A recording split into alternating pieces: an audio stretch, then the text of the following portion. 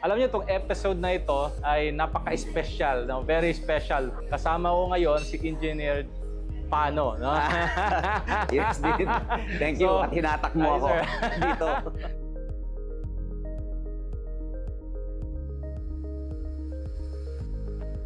Viva CNC!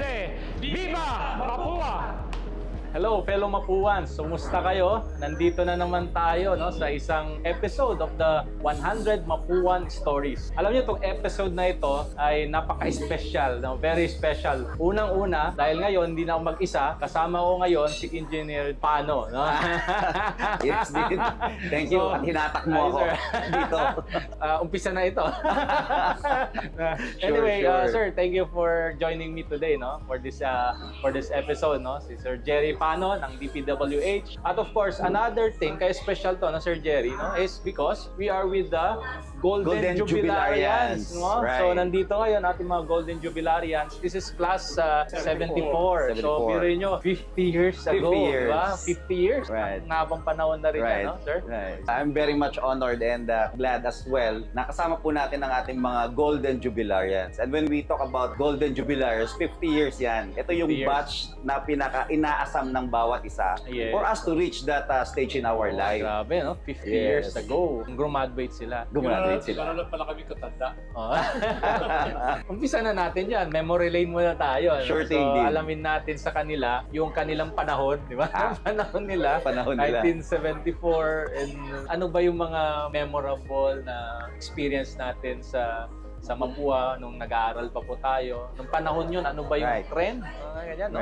And ano ba yung mga pinagkakabalaan po ninyo bilang estudyante? I'm Ignacio B. Zaragoza Jr., graduate ng Mapua, class of 74. During our time, maraming terror na teacher. Actually, masyadong mahirap. Talagang mangangamba ka, no? Kaya yung iba umiiwas no, sa mga subject na may terror na teacher. Pero being from Cavite, nasa black section ako, iniwasan ko yan dahil maghahapon ako sa Mapua. Pag iniwasan ko yung mga terror na teacher. Pero still, napagtyagaan. Dito ko natutunan sa Mapua yung hard work ethic, yung hard work talaga. During our time, de-declare ng martial law. Yes. So, medyo magulo. Kaya iniiwasan namin, lalo na pagpasok namin, maraming na demonstration. Iniiwasan din namin na maglagay ng ano sa aming locker. Yes. Kasi nagkakaroon ng inspection sa mga lockers. So, pagka maglalagay doon ng anything that kakaroon ka ng kaso. Pagka-graduate namin, dito, nakita ko yung kahalagahan ng discipline at ethics. Lalo yung mga analytic skills natin na natutunan during our solving problems, no? Ako pangala is si Carlito Kingkay, 74 graduate ng Mapua. Ako ang class silver medalist at ang board top notcher nung same year. Number one. Number one sa board exam? So yan, that was 1974. August 1974. 1969, pumasok kami rito sa Mapua. Meron pa tayong Turutuyo DJ branch noon eh. Dahil kami mga CE, dito ang main campus namin sa Intramuros. Pero pag once a week, yung mga physics na ang subject, Turutuyo yun. Pero usually mas gusto namin minsan pumunta sa Turutuyo dahil malapit ang mga sinihan. Ayun. Ang masama, ang karamihan ng mga terror na teacher nandun sa Turutuyo. Kaya yung mga nakaklase ako na sa high school na pumasok na na-assign sa Turutuyo, one semester lang sumuko at natakot doon sa mga teacher. Pumasok kami sa Mapua, popular yung student activism noon. Okay, so panay ang demonstration noon. Ang Congress noon ay nandito pa sa National Museum, malapit sa atin.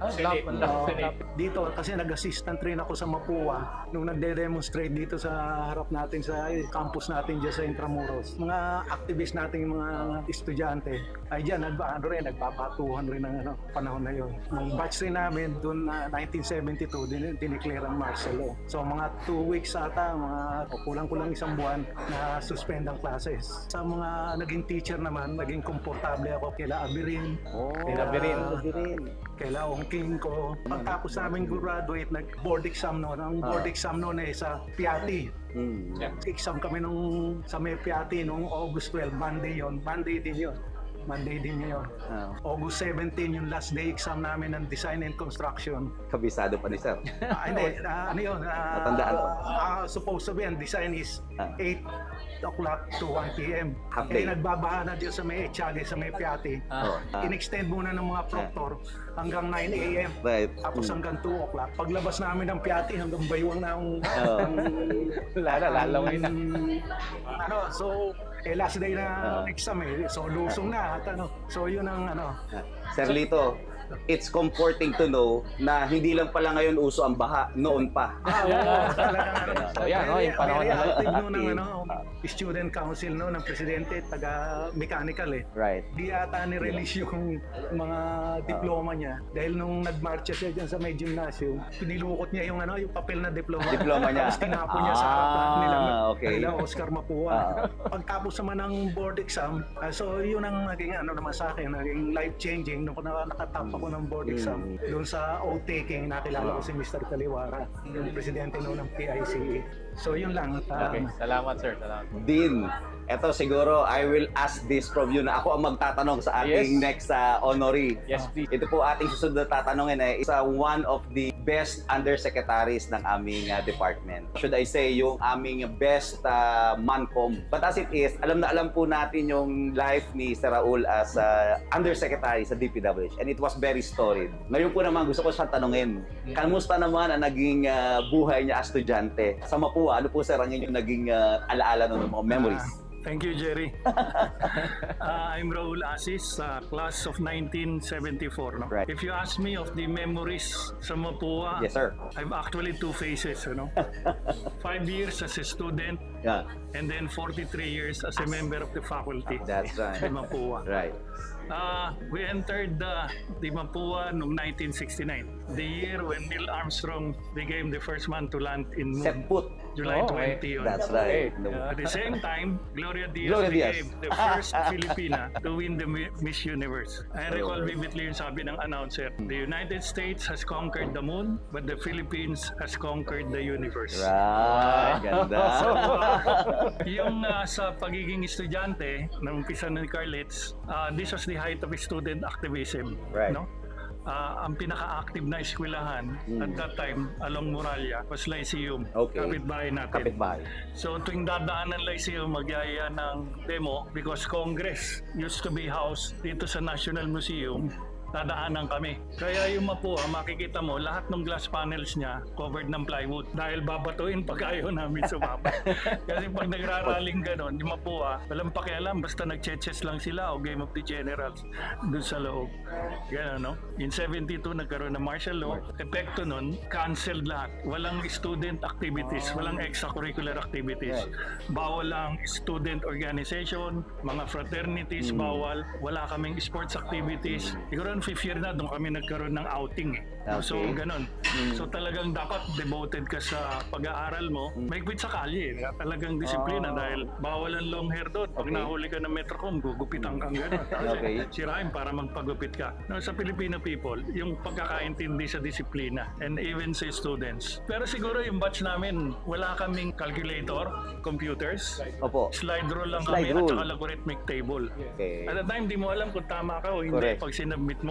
And it took 6 months before the results were released. Right. Dahil mano-mano chinechikan eh. Ngayon, biglaan, di Opo. ba? Bibigay ka na. Opo.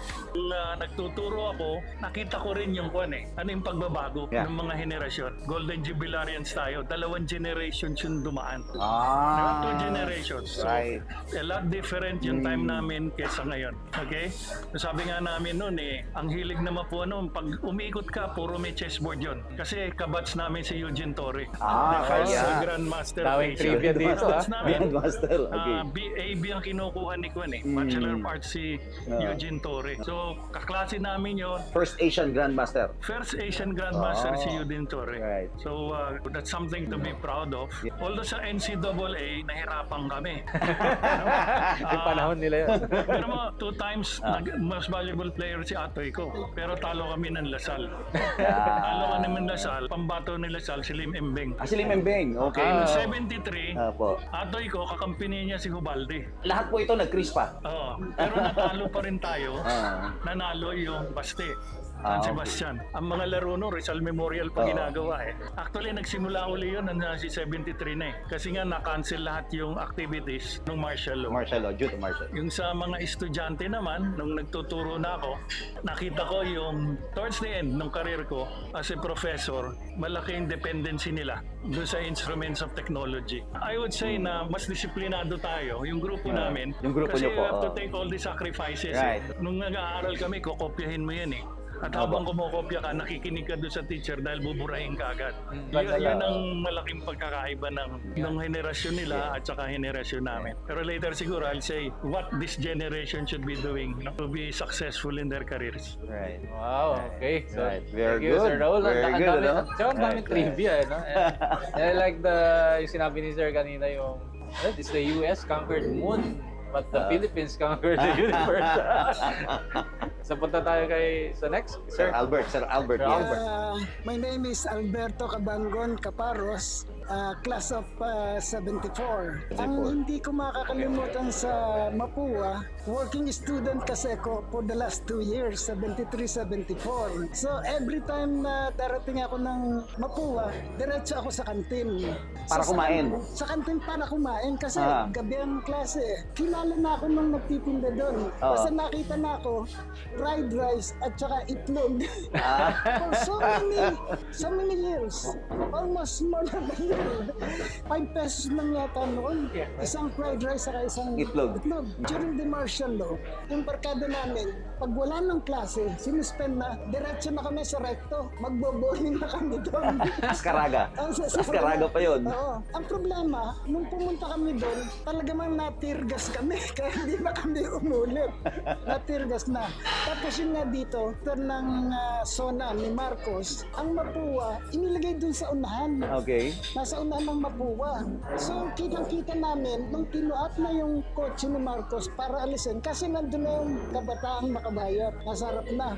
Naku, nung namaril na, takbuhan na kami. Talaga namang nakakaawa. Kasi ang daming tinamaan, no? Yun namang karir ko, malaki ang impact sa akin. Ni Engineer Abirin, ni Engineer Villanueva, ni Engineer Arias, at saka ni Engineer Parcero. Kasi talagang matututo ka sa mga lecture nila. Hindi lang sila academic, expert sila sa kanya-kanyang field. So, nainganyo ako mag-practice ng design, structural design, hanggang 73, nung naging president ako ng ENSE, ng 2001, yan, tuloy-tuloy na.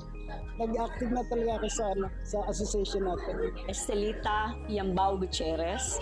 The industry calls me Baby Gutierrez. I belong to MIT CE class 1974 that makes me one of the Golden Jubilarians of Mapua. I'm now connected with EDCOP at 70 years old. Currently, I am Vice Chairman of EDCOP, an engineering consulting firm. In 1969, the enrollment was done in Doroteo Jose. Our batch 69, was the first batch who entered as freshman in 1979 sa Mapua Intramuros campus. Yung Mapua nun, refreshing eh. New buildings. Isang memorable time ko pa sa Mapua, yung 5 years, Banana Q.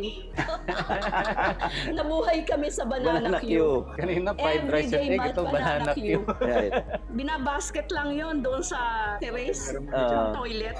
10 centavos lang yun eh. Hindi ka nakakain eh. Uuwi ka na nabusog eh. Ang isa pang memorable, yun nga martial law. Yung day ng martial law, may exam kami. So papasok sana ako, nag-review ako nung gabi. Walang radyo. Galit na galit ako sa radyo namin. Nasira na naman.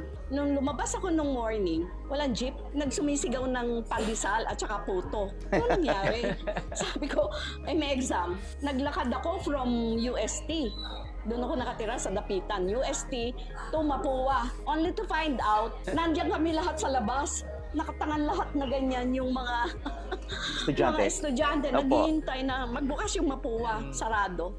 for 1 month mapuwa nun. Ang hirap isipin na your dream of becoming an engineer. Hindi mo alam yung future eh. Right. Makakagraduate pa ba kami? Mag-engineer pa ba kami? Very uncertain yung martial law talaga. Yun namang advantage of being a Mapuan. Sa akin, being a Mapuan is already an advantage in getting jobs, getting good positions in the company, and also yung graduates ng 70s and 80s up to now is considered elite engineers. Wow. Now we have the scene, no? We have heard kung ano yung naging buhay nila ng estudyante, and of course yung mga shining moments during those years. So thank you very much, Golden Jubilarians, for that wealth of knowledge and experience. And of course, this time I would like to ask, gusto ko po kayong tanungin ano po ang gusto nyo namang sabihin, i-advise, or your expectation doon po sa new batch o yung mga aspiring to be civil engineers in the future? Ako si Bonifacio U. Pabilonia, graduate of Civil Engineering,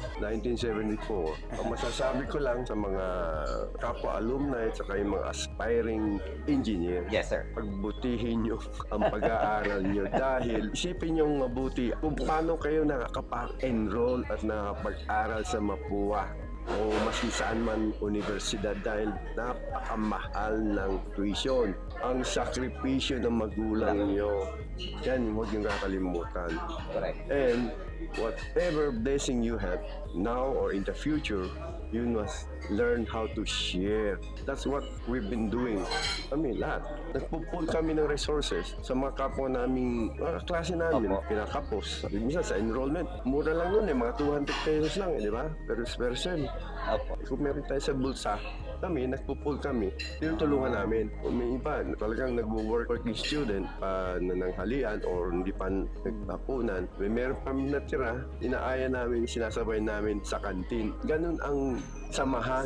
Yan ang Mapuan. Thank you, sir. Maraming salamat, sir, sa yung experience niyo, samahan at pagtutulungan na develop noon hanggang ngayon na dapat natin ipagpatuloy at emulate. Don't stop sa undergraduate course. Pursue your higher course sa mag-masters, kung maaari hanggang PhD. Kasi mga Mapuans, may advantage na Ngayon, marami ng school, labanan na. Kailangan nating may weapon tayo para lumaban, tumaas ng tumaas. Ang advice ko lang doon sa mga incoming engineers natin, sabi nga ni Baby, pumili kayo kung saan talaga ang linya nyo. Kasi sa mga professional naman, yung iba kasi ang ginagawa, 2 years lang nag-i-stay sa isang company. Wala kang matututuhan dun sa 2 years. Kasi ang gusto nila, pag naka 2 years na, lipat na ako sa ibang company. Piliin ninyo kung saan talaga kayo, anong linya ang gusto nyo, tapos mag-stay kayo doon ng at least minimum 5 years. Kasi pag maganda ang performance ninyo, makakasama kayo sa pagtaas ng company. Na magandang performance mo, nagiging part ka ng company. Yun ang advice ko sa mga professional. Yung ginagawa ngayon, 2 years, wala kang matututuhan dun sa 2 years. Wala kang makukuha dun sa company in 2 years time. Kailangan at least 5 years. Thank you, Sir Albert. Napakaganda rin, Sir Albert. Ang nakuha ko ron na, kumbaga, Rolling Stones, do not gather moss. And if that is one principle na sinabi sa atin ni Sir Albert, if there is a person who stayed for so long and become loyal and talagang dinedicate ang kanyang career for 43 years in DPWH government service, si Sir Raul. Because when technology came over and life became so easy for you, you lost the more important values in life.